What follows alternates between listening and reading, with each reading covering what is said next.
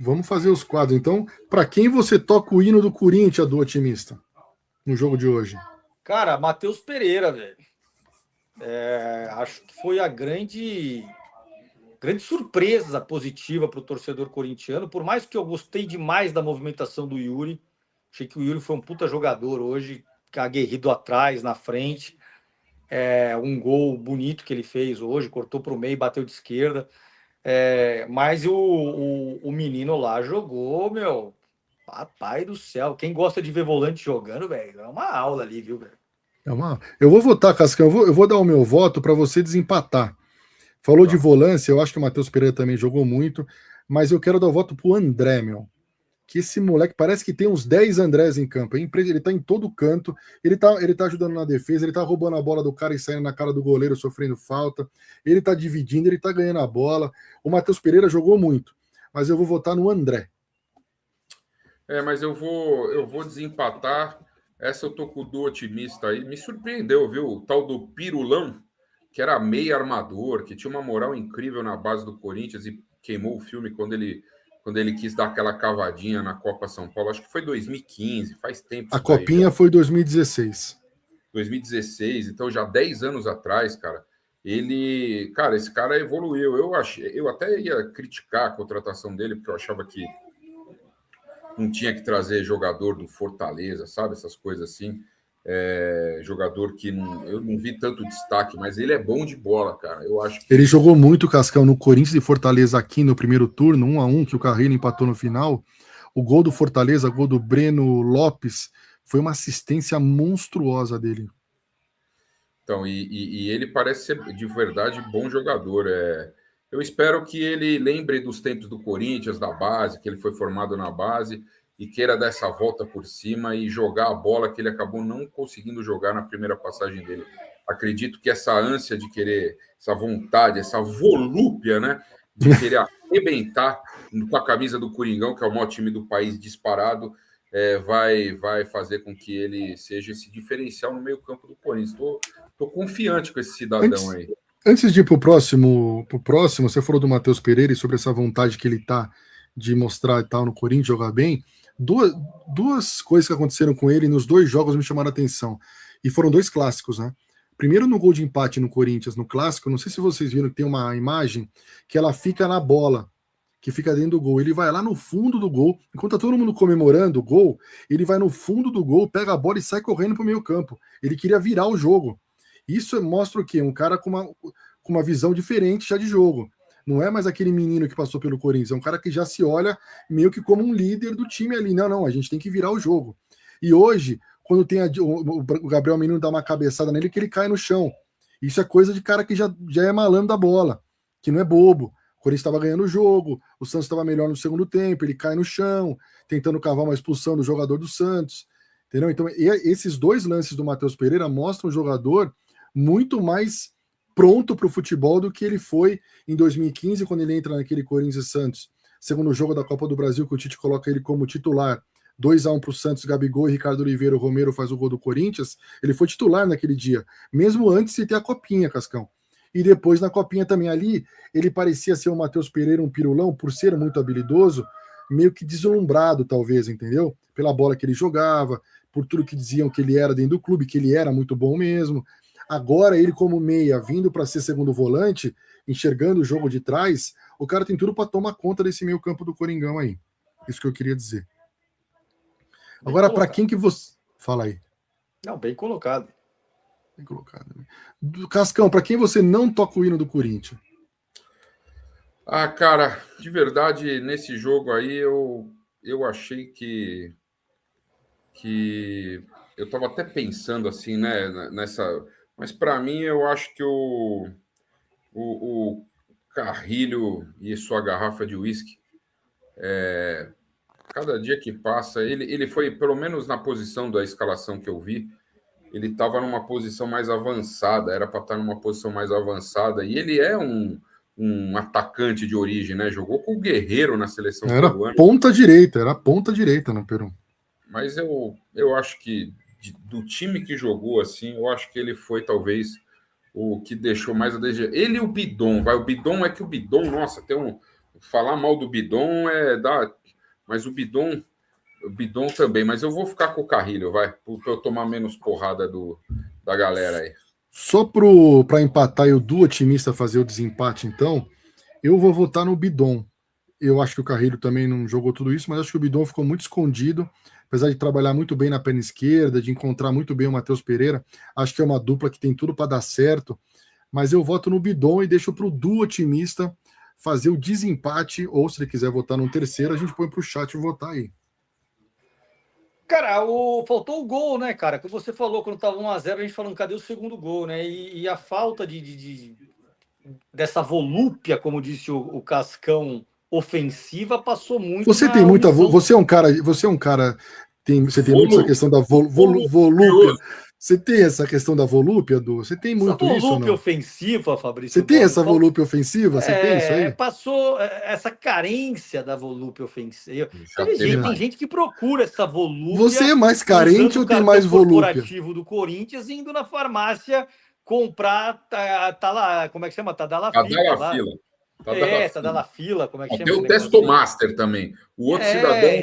Então, mas o Corinthians faltou essa volúpia ofensiva muito porque o Bidon foi o jogador sumido no meio-campo do Corinthians, que teria essa função de fazer esse time circular a bola na intermediária do adversário e achar os seus atacantes, encostar um pouquinho mais no Yuri Alberto, né? Tá mais próximo dele.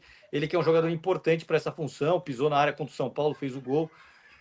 Então eu acho que o Corinthians deixa um empate na Vila porque a gente não contou hoje com o Bidon nos seus melhores dias.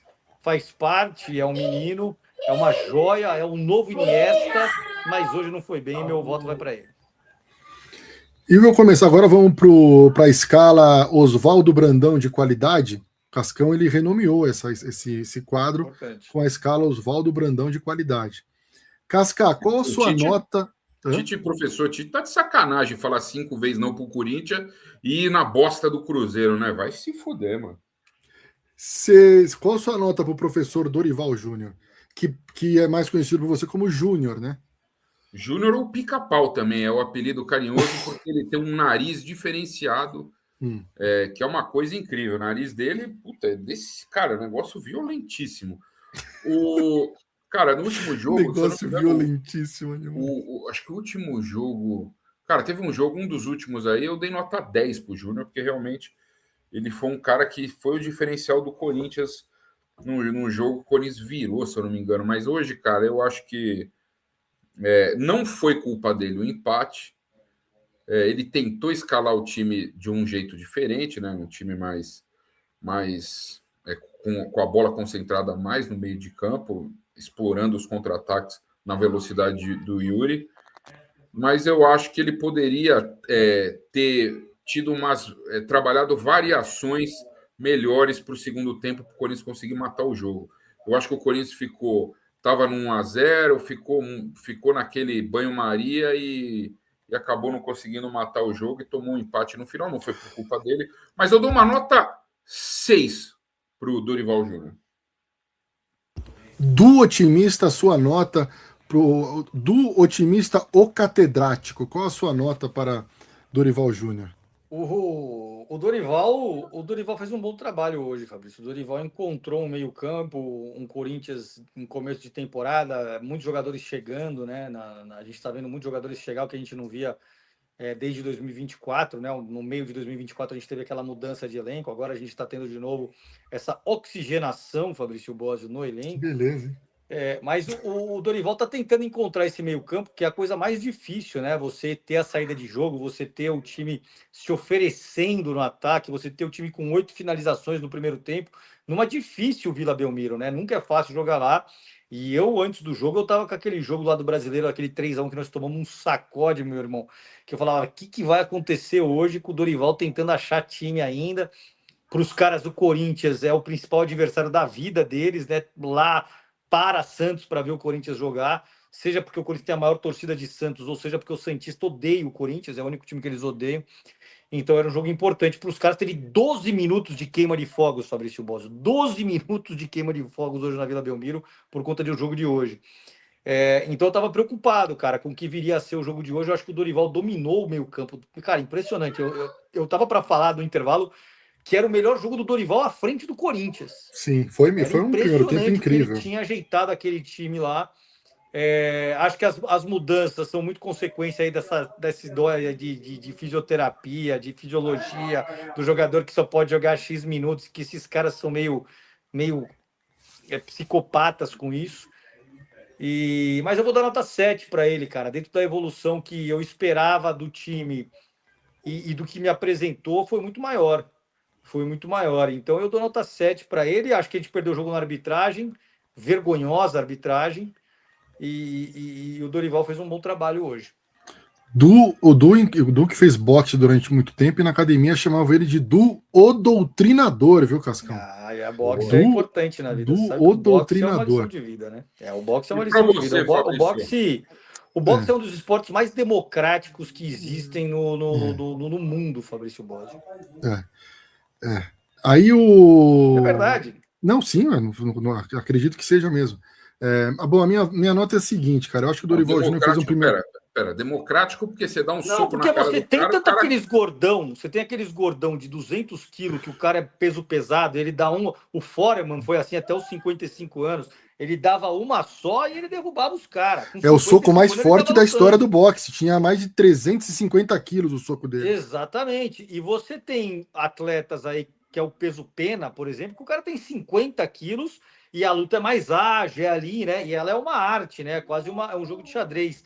Então você tem a prática do esporte, ela não fica limitada a um fisiotipo, ela é permitida para todos os tipos de corpos e fisiologias e espectros de depois a gente faz cordão com anão, então. Desce a porrada no anão. Depois a gente faz uma live para o Dumi falar e traduzir o que significa Ali Boumaier. Você sabe o que significa Ali Boumaier ou não? Ali Boumaier foi o que gritavam no Zaire naquela luta entre o George Foreman e o Muhammad Ali em 1976, em que o nosso querido Muhammad Ali apanhou a luta inteira e ele nocauteia o George Foreman, é campeão mundial, recupera o título. Porque ele treina nas ruas do Zaire e a massa Exatamente. vem atrás dele, Ali Boumaier, que é Ali mate ele. Então, a cada intervalo de ringue de um para o outro, que ele estava apanhando, ele respirava e a torcida gritava Ali Boumaier. Exatamente. Essa luta é espetacular. É a maior luta da história do boxe. Tá eu sabia que o seu hiperfoco do TDAH era o Corinthians, mas eu não sabia que tinha no boxe também. Não, mas o Casca, assiste esse documentário, cara. É Ali versus Foreman.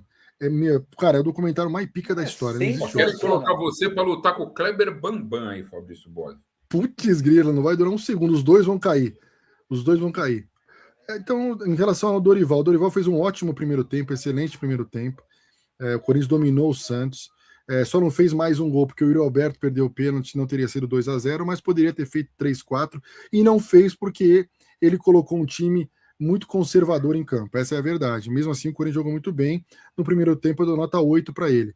No segundo tempo, ele mexeu mal no time, o time não conseguiu jogar, o Santos entrou com mais vontade, ele não soube motivar o time, e para o segundo tempo eu dou nota 4 para ele.